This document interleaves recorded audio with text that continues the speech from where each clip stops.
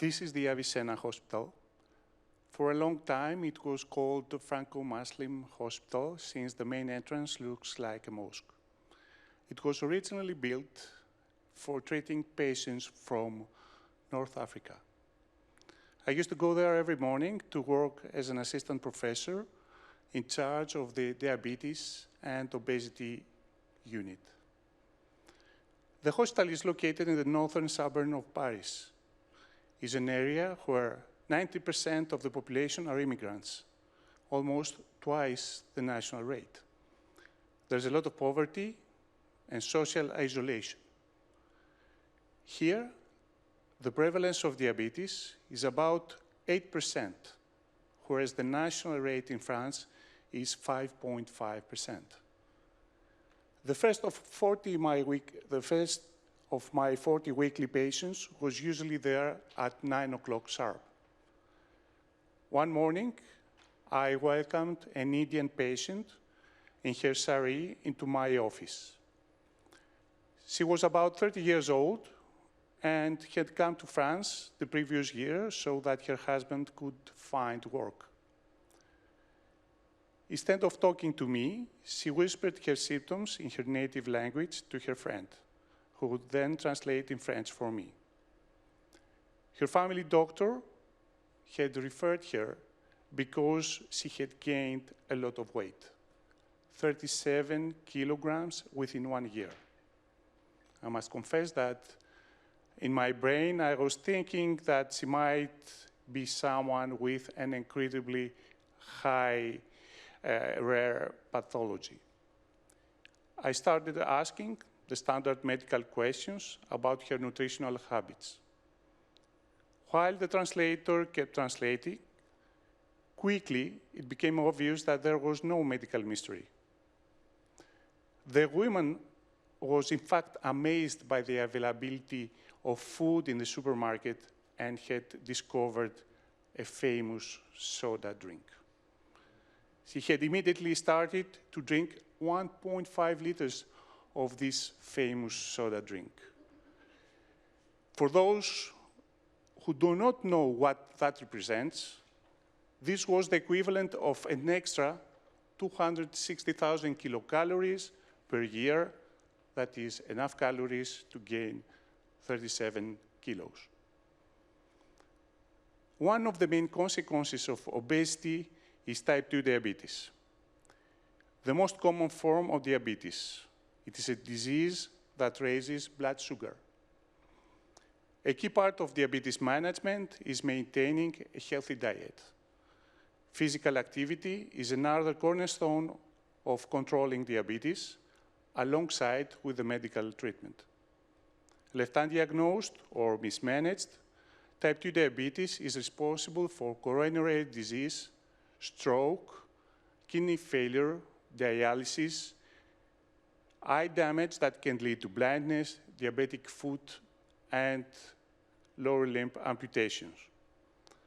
According to the World Health Organization, 1.5 million deaths were directly caused by diabetes in 2019 alone.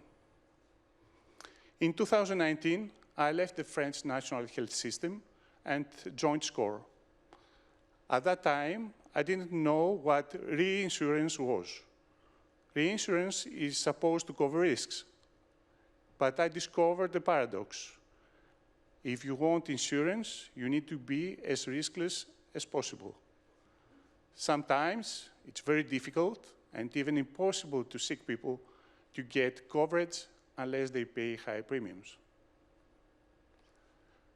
Soon after I joined the company, SCOR Global Life launched the VitaE, which was a cardiovascular risk calculator, a tool that can give better and faster access to insurance to a larger part of the population at a lower cost. I found this very interesting. It made me realize that maybe, even outside of the French national health system, there was still something that I could do for my patients. SCOR had already been working on the effect of physical exercise on mortality. When I joined, I suggested that we study its impact on type 2 diabetes.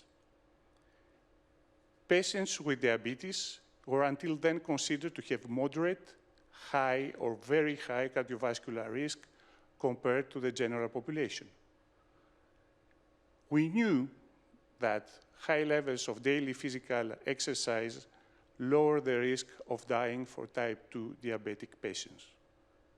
But our question was whether it could lower the risk to the same level as someone without diabetes. We needed to provide evidence for our hypothesis, and if we did, it would make insurance available to more patients with diabetes. The American National Health and Nutrition Examination Survey provides public access to a huge amount of data. The data needed expert analysis. We analyzed a sample of about 12,000 participants looking specifically at their daily number of steps. I worked with a great team. I worked with Danny Charles, a very sharp junior behavior and data analyst on data analysis. And on the cardiovascular risk, I worked with the cardiologist, Dr. Pierre Sabouret, who is also the president of the French Society of Cardiology. The amount of data was enormous. The first weeks were hard work with no original results and only things that were already known. Diabetics had always higher mortality rates compared to non-diabetics. For 3 months, we searched and analyzed. We found nothing. I was starting to think that we had reached a dead end. One day, Danny came with a significant amount of data analyzed from a new angle. We have matched diabetics for body mass index, age, and physical activity. As I was reading, I slowly realized that there was no difference in mortality rate between the group of patients with diabetes and the group of patients from the general population. In this graphic, it's easier to see.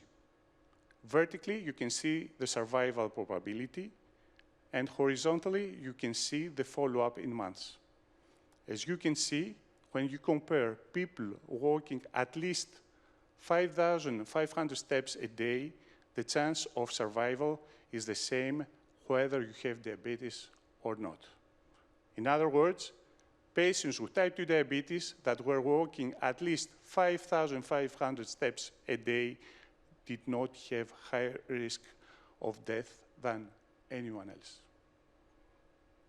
To my knowledge, no one until then had proven that about 6 million patients with diabetes living in the US had the same mortality rate as the general population. Everybody was thrilled.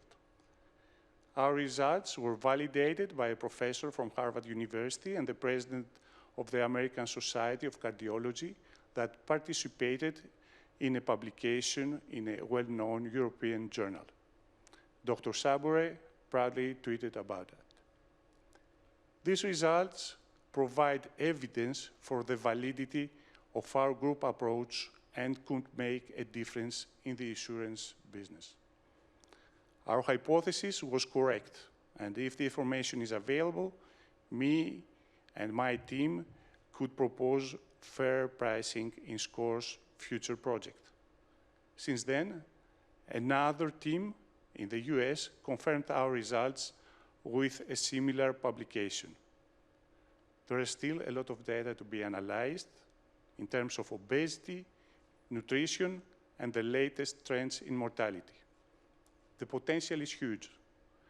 In addition to making insurance more inclusive, we could make it a significant advocate for prevention and an important partner in medical research.